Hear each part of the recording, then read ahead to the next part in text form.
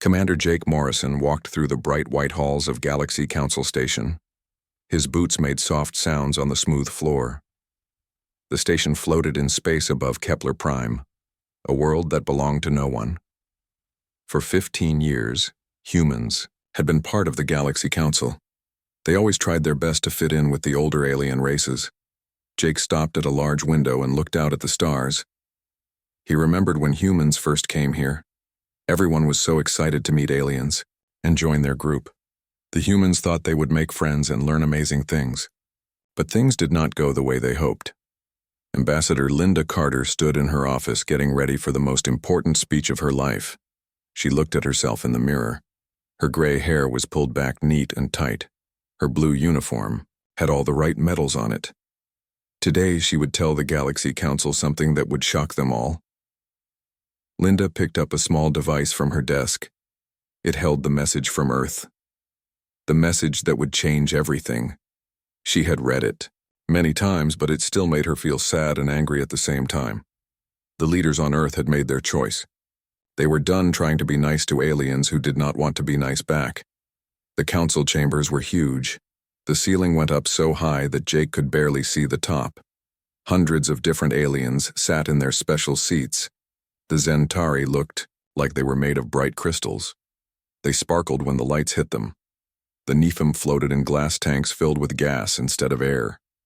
The Korthak were big and strong with thick skin like armor. High Chancellor Vextar sat on the biggest throne at the front of the room. He was from the Altarian Empire, the oldest and most powerful group in the galaxy. His skin was purple and his eyes were bright yellow. When he spoke, everyone had to listen. Linda walked to the center of the room. All the aliens turned to look at her. Some of them made sounds that meant they were not happy to see her. Humans were still new here. Most aliens thought humans were like children who did not know anything important. High Chancellor and members of the Galaxy Council, Linda said in a clear voice. I bring a message from the people of Earth and all human colonies. Vextar waved one of his 4 arms. Speak then, human, but make it quick. We have important matters to discuss today. Linda felt her anger grow, but she kept her face calm. This was exactly the problem. Humans were always told to hurry up, to wait their turn, to be quiet while the adults talked. Well, today, that would end. The United Earth government has decided to end all diplomatic relations with the Galaxy Council, Linda said. We are leaving this group. We will no longer send ambassadors, trade ships, or military help. Humans are done being part of the Galaxy Council. The room went completely quiet. Even the Nephilim stopped making their weird bubble sounds. Jake watched as aliens looked at each other with wide eyes. Some stood up from their seats. Others made angry noises. High Chancellor Vextar's yellow eyes got very bright. What did you say? This is not possible. You cannot just leave. We can and we are, Linda said. For 15 years, humans have tried to be good members of this council. We shared our technology. We sent our ships to help in your wars. We opened our trade routes to everyone. And what did we get back? Linda looked around the room at all the alien faces staring at her. You treated us like we were stupid. You said no to every idea we had. When we found 3 perfect worlds in the Vega sector, you said we could not build colonies there. You said other aliens had better claims, even though they never even looked for those worlds. The Korthak ambassador stood up. He was twice as tall as Linda, and his voice sounded like rocks falling. The Vega sector is too close to our space. Humans cannot be trusted with colonies there. See? Linda said, pointing at the Korthak. This is exactly what I mean. You make decisions about human space without asking humans. You treat us like children who cannot take care of themselves. A Zentari made a sound like breaking glass. When she spoke, her voice was high and musical. Humans are still young.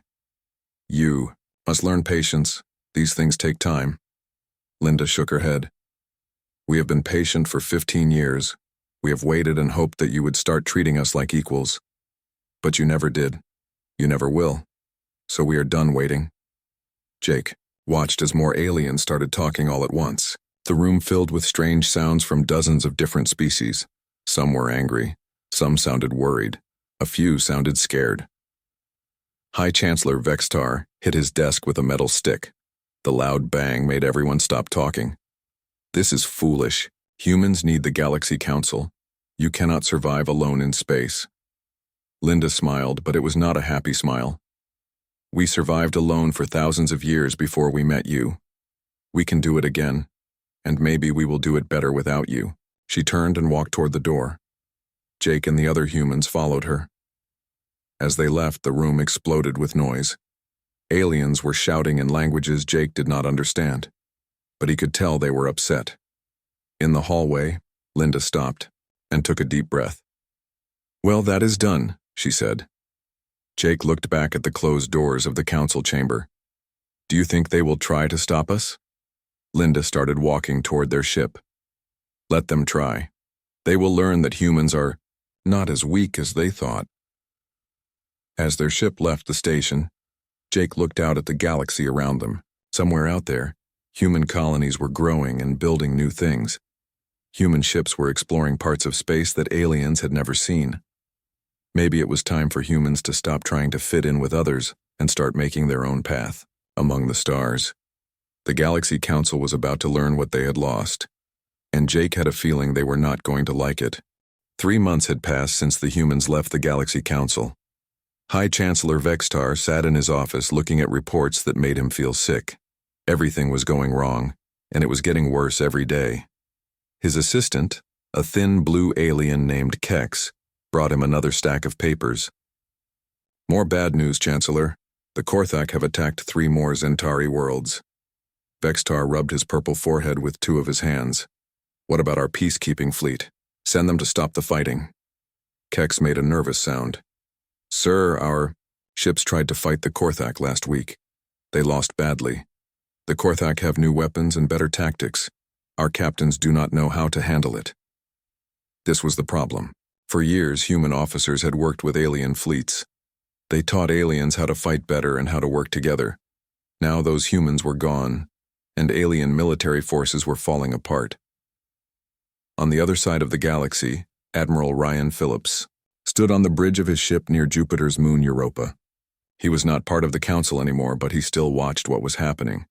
His job now was to protect human space and nothing else. "Sir," said his communications officer, "we are getting a message from the Zentari fleet. They are asking for help."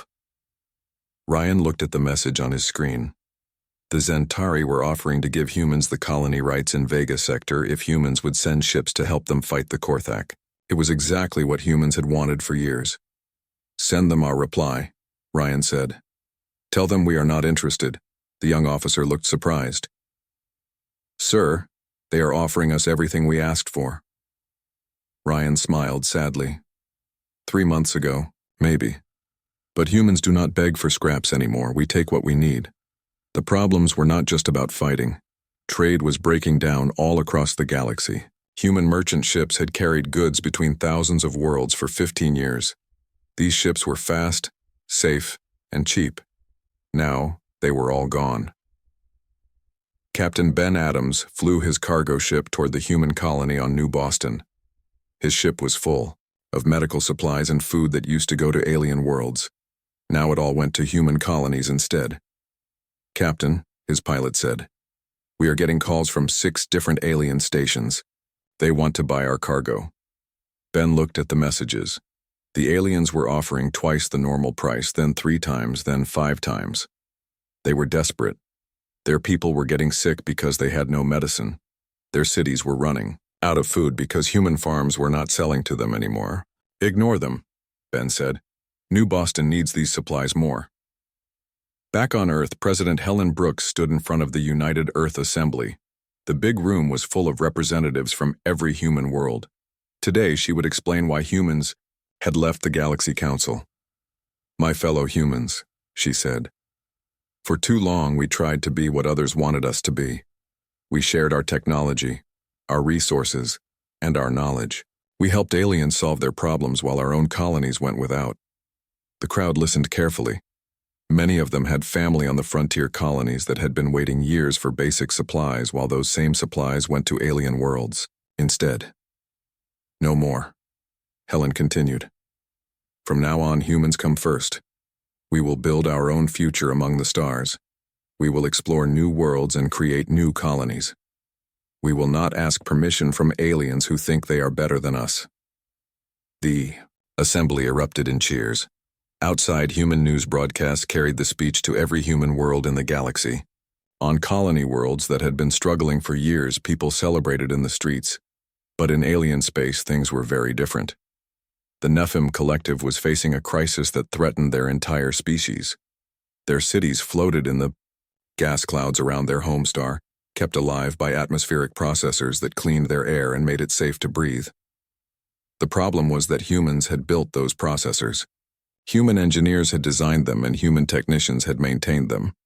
Now the processors were breaking down, and no one knew how to fix them. Commander Lisa Park had been the chief engineer for the Nephilim atmospheric systems. Now she worked on a human research station in the Tau Ceti system. She watched the emergency broadcasts from Nephilim space and felt sorry for them, but not sorry enough to help. The processors will last maybe 6 more months, she told her assistant. After that, the Nephilim will have to evacuate their cities or die.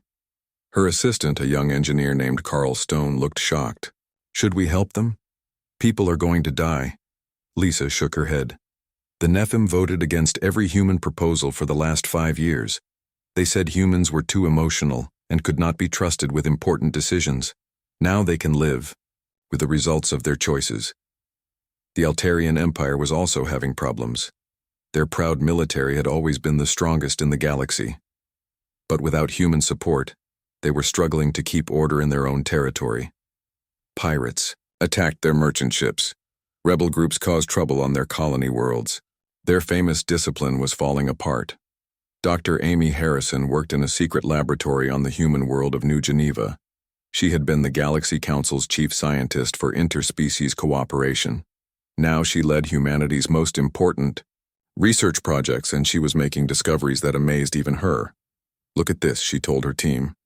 Without having to share everything with the Council, we have advanced our technology by 50 years in just 3 months.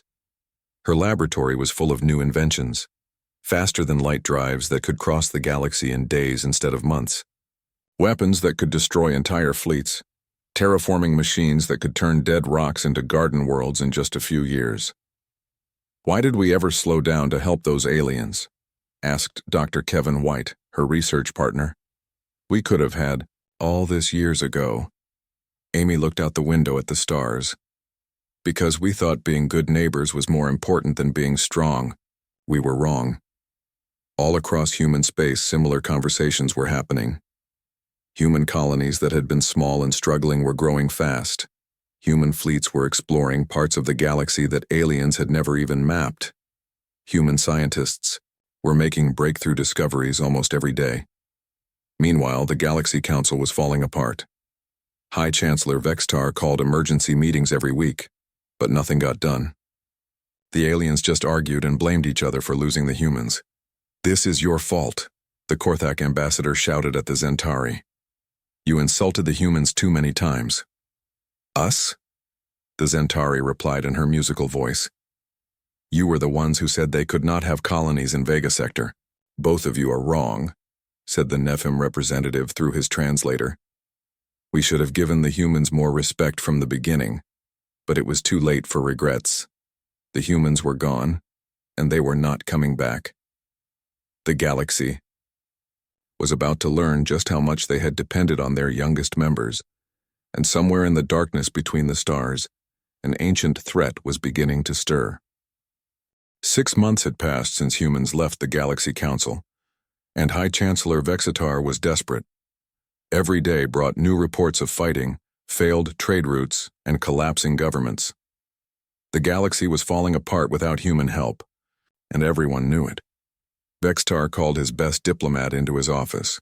Ambassador Kellen Wright was known throughout the galaxy for his skill at making deals and solving problems. If anyone could bring humans back to the table, it would be him.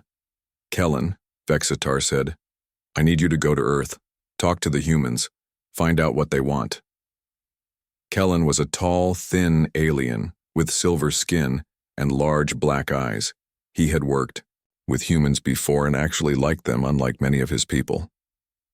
Chancellor, the humans have made it clear they do not want to talk to us. Then do not talk officially, Vextar said. Go as a private citizen, make friends, find someone who will listen. We cannot let this continue. Kellen nodded and prepared for his secret mission to Earth. But when his ship reached the edge of human space, he got a big surprise. Human patrol ships were everywhere, and they were like nothing he had ever seen before. Captain Dan Cooper commanded the UES Liberty, one of the new human warships. When his sensors picked up Kellen's diplomatic ship, he moved to intercept it. The Liberty was twice as big as the old human ships and covered with weapons that looked very advanced. Unknown vessel, Dan said over the radio. You are entering human space without permission. State your business. Kellen was shocked by how confident the human captain sounded. 6 months ago, human ships always asked politely before doing anything. Now they gave orders like they owned the galaxy. This is Ambassador Kellen Wright from the Altarian Empire, he replied. I request permission to visit Earth on a diplomatic mission. Dan looked at his crew and smiled. Sorry, Ambassador. Earth is not accepting diplomatic visits right now. Turn around and go home. Please, Kellen said. I just want to talk. People are dying out here. We need human help. Should have thought of that before you treated us like children, Dan replied.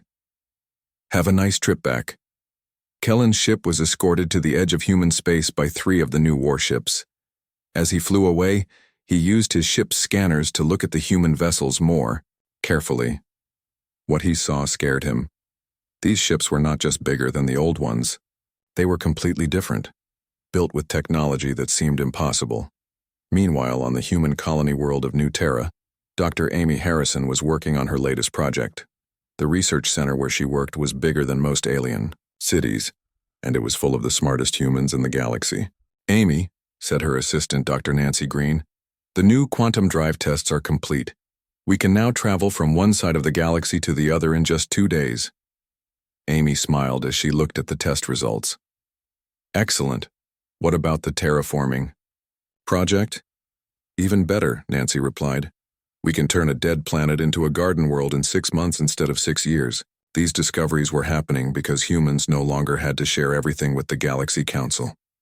For 15 years, every time humans invented something new, they had to give the plans to all the alien races. Now they could keep their secrets in advance as fast as they wanted. Back in Council space, the Nephilim were facing disaster. Their atmospheric processors were failing faster than expected, and their people were starting to get sick from breathing bad air. Entire cities were being evacuated as the life support systems broke down. Prime Minister Zeth of the Nephilim Collective made a decision that his people would have called impossible just a year ago. He sent a secret message directly to the human colony on New Boston, offering to pay any price for help with their atmospheric crisis. Governor Carol Stone of New Boston read the message while eating breakfast in her office. The Nephilim were offering to give humans 10 star systems, complete with all their planets and resources, in exchange for fixing their life support systems. Carol called her chief engineer, Pete Johnson, into the office. Pete, how long would it take to fix the Nephilim atmospheric processors? Pete scratched his head and thought about it. Maybe 2 weeks with the right team. But Carol, those same Nephilim voted against letting us mine asteroids in their space last year. They said humans were too messy and could not be trusted. Carol nodded and sent a reply to the Nephilim. Thank you for your offer, but we are too busy with our own projects to help right now. The Korthak Empire was also having serious problems. Their military campaigns had been successful at first, but now they were facing organized resistance from several alien species working together. Without human officers to help plan their battles, the Korthak generals were making mistake after mistake. General Thok, the greatest Korthak warrior, sat in his command ship, looking at reports of another failed attack. His forces had tried to capture a Zentari fortress world, but the defenders had used new tactics that confused his troops. How did they learn to fight like this? Thok asked his staff officers. "Sir," said one of his captains, "our intelligence reports say they hired human military advisors." Thok roared in anger. "Impossible! The humans left the council. They said they would not help anyone." "Not the council, sir. But some human colonies are selling military advice to individual alien worlds. They charge very high prices, and they only work for clients who can pay." This was the new reality. Humans were not helping the galaxy as friends anymore. Now they were selling their services to the highest bidder, and they were getting very rich doing it. Admiral Tony Martinez commanded the human fleet that protected the expanding frontier colonies. His ships patrolled dozens of star systems that humans had claimed after leaving the council. These were systems that aliens had ignored or said were too dangerous to explore. "Admiral," his communications officer reported, "we are getting another message from the Altarian Empire. They want to meet with our representatives." Tony looked at the message. The Altarians were offering humans a permanent place on the council's ruling committee, something they had refused to do for 15 years. "Send them our standard reply," Tony said. "Humans are not interested in joining committees. We prefer to make our own decisions." The truth was that humans were doing better on their own than they had ever done as part of the Galaxy Council. Their colonies were growing faster, their technology was advancing quicker, and their people were happier. They had learned that they did not need alien approval to be successful. On Earth, President Helen Brooks met with her advisors to discuss the galaxy's situation. Intelligence reports showed that the Council was close to complete collapse. Several member species were considering leaving to make their own deals with human colonies. "Madam President," said Secretary of Defense Matt Clark, "should we be worried about alien military action against us?" Helen laughed. "With what? Half their fleets are broken down because they do not have human mechanics to fix them. The other half are too busy fighting each other to bother us." The meeting was interrupted by an urgent message from the frontier colonies. Human scouts had discovered something in the outer rim of the galaxy, something that would change everything. But for now, the humans kept this discovery to themselves, just like they kept everything else. The Galaxy Council had wanted to treat humans like junior partners. Now they were learning what it meant to lose those partners completely, and the lesson was just beginning. 2 years had passed since humans left the Galaxy Council, and the galaxy was in complete chaos. High Chancellor Vextar sat alone in his office, staring at reports that made him want to cry. The council was dying, and there was nothing he could do to stop it. The Korthak Empire had conquered 20 star systems and showed no signs of stopping. Their armies moved from world to world, taking everything they wanted. The Zentari had lost half their territory and were fighting desperately to save what was left. Millions of refugees fled the war zones in broken ships, looking for safe places to hide. Meanwhile, the Nephim Collective was falling apart from the inside. Their atmospheric processors had finally failed completely, and entire cities floated dead in space. The survivors lived in crowded refugee camps on planets that could barely support them. Their once proud civilization was becoming extinct. But the worst part was that everyone knew humans could fix these problems easily. Human technology could repair the Nephim life support systems in weeks. Human military advisors could end the Korthak wars in months. Human diplomats could bring peace to the galaxy in a year. But the humans were not interested in helping. Fleet. Admiral Chris Taylor stood on the bridge of his flagship, the UES Defender, and watched his fleet patrol the borders of human space. In 2 years, humanity had expanded from 12 colonies to over 40 worlds. These new colonies were spread across 3 different arms of the galaxy, each one protected by the most advanced military force anyone had ever seen. Admiral, his communications officer, said, "We are getting distress calls from 15 different alien governments. They are all asking for help." Chris looked at the list of requests. The Altarians wanted military support to stop rebel uprisings. The Zentari needed medical supplies for their wounded soldiers. The Valdori were asking for food because their trade routes had collapsed. The list went on and on. "Send the same reply we always send," Chris said. "Humans are not available to help at this time." The truth was more complicated than that. Humans could help, but they had decided not to. Earth's government had made a simple rule after leaving the Council. Humanity would focus on building its own future and let the aliens solve their own problems. On the human world of New California, Dr. Amy Harrison walked through her research complex and smiled at what she saw. The laboratories were full of inventions that would have seemed like magic just a few years ago. Humans were advancing so fast that even she was amazed by the progress.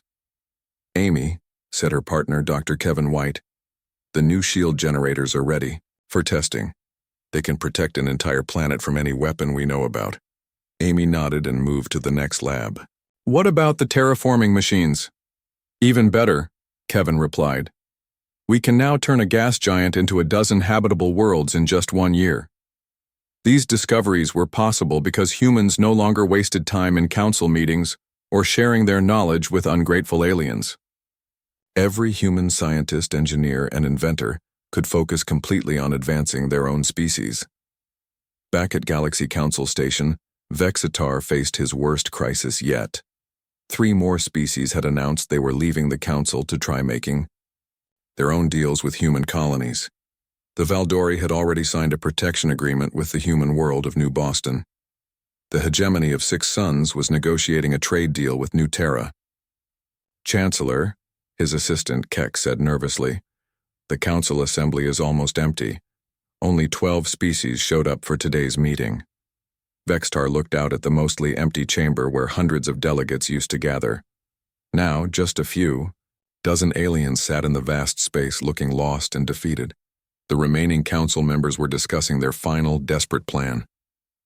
They had decided to offer humanity complete control of the galaxy if humans would return and save them from the chaos. Ambassador Linda Carter received the council's message while she was having dinner at her home on Earth. She had retired from diplomatic service after delivering humanity's farewell speech 2 years ago. Now she spent her time writing books about her experiences with alien politics. Linda read the message twice to make sure she understood it correctly. The Galaxy Council was offering to dissolve itself and give humans total authority over all member species. They would recognize Earth as the capital of the galaxy and accept human law over their own. She sent a simple reply. "Thank you for your offer, but humanity is not interested in ruling over other species. We prefer to rule ourselves." The situation got even worse when long-range scanners detected something terrifying approaching from the edge of the galaxy. The Devourers had returned. The Devourers were ancient machines that consumed entire star systems to fuel their endless expansion. They had been dormant for thousands of years, contained in the galactic rim by the combined efforts of all the major alien civilizations. But with the galaxy in chaos and the Council collapsed, the containment systems had failed. Captain Ben Adams was flying a supply run to the human colony on New Frontier when his ship's sensors picked up the first signs of Devourer activity. Entire star systems were going dark one by one as the machines consumed everything in their path. "This is bad," Ben told his crew. "The Devourers are heading straight for the galaxy's core. They will destroy everything in their path." News of the Devourer threat spread quickly through both human and alien space. Panic gripped the surviving alien governments as they realized they faced an enemy that could destroy their entire civilization. "Hi," Chancellor Vextar sent one final message to Earth. This time it was not an offer or a request. It was a desperate plea for the survival of all life in the galaxy. "People of Earth," his message said, "the Devourers have returned. They will destroy us all unless we work together. We beg you to help us. We will give you anything you want. Just please do not let our species die." President Helen Brooks read the message while meeting with her military commanders. The humans had known about the Devourer threat for months. Their advanced sensors had detected the machines stirring long before alien equipment could see them. "What should we tell them?" asked Secretary of Defense Matt Clark. Helen looked around the room at her advisors. These were the people who had guided humanity through its greatest period of growth and expansion. They had turned humans from a junior member of the Galaxy Council into the most powerful force in known space. "Tell them we will handle the Devourer threat," Helen said finally, "but we will handle it our way without their help." The room was quiet for a moment. Everyone understood what this meant. Humanity would face the greatest threat in galactic history alone. They would not ask for alien help, and they would not accept alien interference. Admiral Tony Martinez spoke up from his chair at the conference table. "Madam President, are you sure about this? The Devourers destroyed entire civilizations in the past. Maybe we should work with the aliens just this once." Helen shook her head. "Tony, we have spent 2 years building the most advanced military force in the galaxy. We have weapons and ships that the aliens cannot even imagine. If we cannot handle the Devourers alone, then working with a bunch of panicked aliens will not help us." She stood up and walked to the window that looked out at Earth's blue oceans. Besides, the aliens had thousands of years to solve the Devourer problem permanently. All they did was push the machines away and hope they would stay asleep forever. It is time for a better solution. The meeting ended with orders going out to every human fleet in the galaxy. They were to prepare for the greatest battle in human history, but they were also told something else. This was humanity's chance to prove once and for all that they were the strongest species in the galaxy. The Devourers were coming, and only humans stood ready to face them. The Devourer fleet moved through space like a dark wave of death. Hundreds of massive machines, each one the size of a moon, consumed everything in their path. Star systems that had existed for billions of years disappeared in hours as the ancient enemy fed on planets, stars, and even space itself. Admiral Tony Martinez stood in the command center of the human battle station New Geneva. Around him, screens showed the approaching threat and the panic spreading through alien space. Refugee ships fled in all directions, but there was nowhere to run. The Devourers would consume the entire galaxy if someone did not stop them. "Admiral," his tactical officer reported, "the Devourer fleet will reach the first inhabited systems in 72 hours. The alien defensive fleets are falling back without fighting." Tony nodded. He understood why the aliens were running. Their ancestors had fought the Devourers thousands of years ago and barely survived. The stories passed down through generations told of weapons that could eat entire fleets and shields that nothing could penetrate. But humans had something the ancient aliens never had. They had spent 2 years preparing for this exact moment. Dr. Amy Harrison worked frantically in her laboratory on New Terra. Around her, teams of scientists put the finishing touches on humanity's secret weapon. They called it the quantum disruptor, and it was designed to do something that had never been done before. Completely destroy Devourer technology. "Amy," her assistant Dr. Nancy Green called out, "the final calculations are complete. The disruptor field will work exactly as planned." Amy smiled as she looked at the weapon that would change everything. It was not just a bigger gun or a stronger shield. The quantum disruptor could break down the strange energy that powered Devourer machines and turn it against them. "How long? To install them on the fleet?" Amy asked. "The first ships are already equipped," Nancy replied. "Admiral Martinez will have 20 disruptor ships ready within the hour." Meanwhile, on Earth, President Helen Brooks received desperate messages from across the galaxy. The Altarian Empire begged humans to reconsider and accept alien help. The surviving Zentari offered to serve as human soldiers. Even the proud Korthak said they would follow human orders if it meant survival. Helen read each message carefully, then deleted them all. Humanity had made its choice.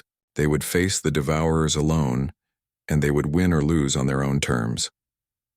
High Chancellor Vextar sat in his empty council chamber and watched the news broadcasts.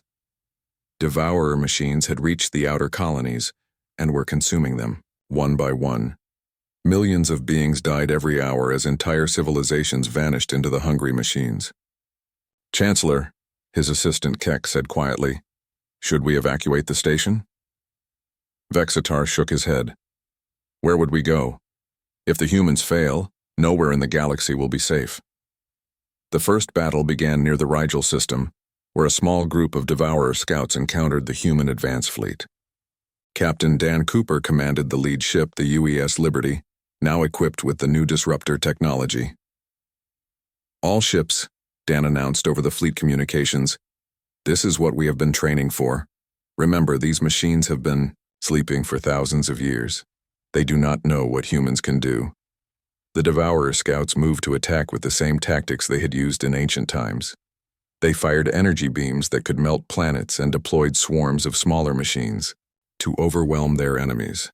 It was a strategy that had worked perfectly against alien fleets for millennia. But human ships were different. Instead of running or trying to fight with conventional weapons, they activated their quantum disruptors. The strange energy field spread out from each human vessel and touched the Devourer machines. What happened next shocked everyone watching. The massive Devourer scouts simply fell apart. Their dark metal hulls cracked and crumbled. Their energy weapons went silent. Minutes, machines that had seemed invincible were reduced to floating scrap metal. It worked, Dan said in amazement. The disruptors actually worked. News of the human victory spread quickly through the galaxy. For the first time in thousands of years, someone had found a way to destroy Devourer technology completely. But the real test was still coming. The main Devourer fleet was massive beyond imagination. Hundreds of world-eating machines moved toward the galaxy's core like a living nightmare. When they detected the destruction of their scouts, they changed course and headed straight for human space. Admiral Tony Martinez gathered his fleet at the edge of the solar system where Earth orbited. Every human warship in the galaxy was there. Over 200 vessels equipped with quantum disruptors and crewed by the best officers humanity had ever produced. "This is it," Tony announced to his fleet.